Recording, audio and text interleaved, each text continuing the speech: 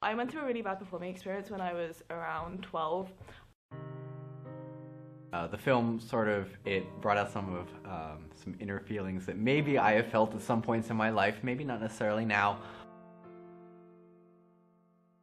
So the decision to collaborate with PFP was actually something that was started by my predecessor, Paul von Ottenried, who was the founder of the Princeton Pianists Ensemble. So when we were planning on doing a concert with movie music, we thought this is a great opportunity to do something original. So we thought, why don't we contact Princeton Film Productions to create a film, and then we can write an original score to go with it. And when we found out that Chang was going to be directing this film, we were totally happy with that because we saw the film that he made for the 24-hour film festival. That was very impressive. So we were immediately moving forward with this decision, and we were glad to be able to showcase some student work. So the original score for the PFP collaboration was written by Ryan McCarty, who was a music major that graduated from Princeton in 2014. Ryan is an old friend of mine who I actually went to high school with, and I thought this would be a perfect opportunity to contact him to try and showcase something that he does. It was really interesting. The first time I heard it, it was played by the software that made that Ryan used to put the music into the computer, and that kind of it's very rigid in that sense. But then I felt like when it came together with the film, and especially with the pauses, really dramatic, which I didn't expect at all. It really came alive. We decided to do a film concert because we thought it'd be a lot of fun to expand our repertoire a little bit. We've done a lot of classical repertoire in the past, as well as some original student compositions, and this time we thought it'd be fun to do film scores, which is such a big genre. A lot of the arrangements that are already written by some of our favorite arrangers are film scores, old and very relatively new, so Star Wars is an example.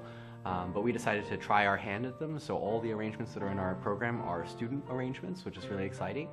I was performing for an exam. It wasn't very much music, and but it was very challenging for me at the time, especially since I had small hands and I had to play lots of octaves.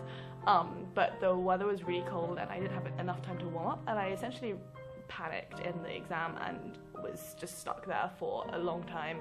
I think that it's something that a lot of people feel, the rejection and sort of having multiple things come crashing down at the same time. I was put off from performing for the next 5 years. I just hated it so much, and it was a vicious cycle. You kind of hate performing, so you don't want to do it, but that means you perform badly, so you hate performing again, and that kind of thing. So my role was to be one of the pianists for the Princeton Film Productions collaboration. My experience in collaborating was an interesting one because this is completely original. We've had both the talents of the film productions and Ryan McCarty to arrange this big work, and it was very hard to put together because it wasn't associated with an earlier work. However, I think that also allowed room for a lot of artistic liberty in that we could make a story out of the score that he created and make it so it would be more engaging for the audience. I think the most difficult part is putting things together. It's one thing to go off into a practice room and practice your part by yourself, but it's another thing to get a group of 5, 6, or 7, or even 8 people all together with very different parts, and sometimes people have their own piano, sometimes people have to share. So we've been preparing for the concert in a few different ways, but starting basically in December, our student arrangers got to work on their different film scores that they had picked out, and we tried to do it for a lot of different types of arrangements, so some with all 5 keyboards that we have on the stage, but some with just one. I think one of the most difficult parts of putting this together was to be able to time the music with the film in a way that made sense, especially when we had different ideas of what the film was supposed to go, how it was supposed to go. But once we had the help of DG Kim, who conducted the 3 of us in between coordinating the music and the film, it was a lot easier, and we were able to sync up the music to the actions and the movements of the film. This movie is about a pianist's struggle with being a music major. So I know personally, music, for me at least, is very much a hobby, but this movie really showcases something different, someone who's in a world where music is their life. So it shows how they struggle through music, and how in order to actually succeed when it's your life, you have to treat it as if it's something that's for yourself, not for others, not as an occupation or not as something that you have to do, but something that you're truly doing because you love it. I broke out of that around a year ago when I did another big performance, which I was kind of forced to do again. But I knew I had to do it, and I knew I didn't want this vicious cycle to continue. So I just, it was a lot of positive thought and being well prepared and just telling yourself you can do it, and support from other people really helps as well.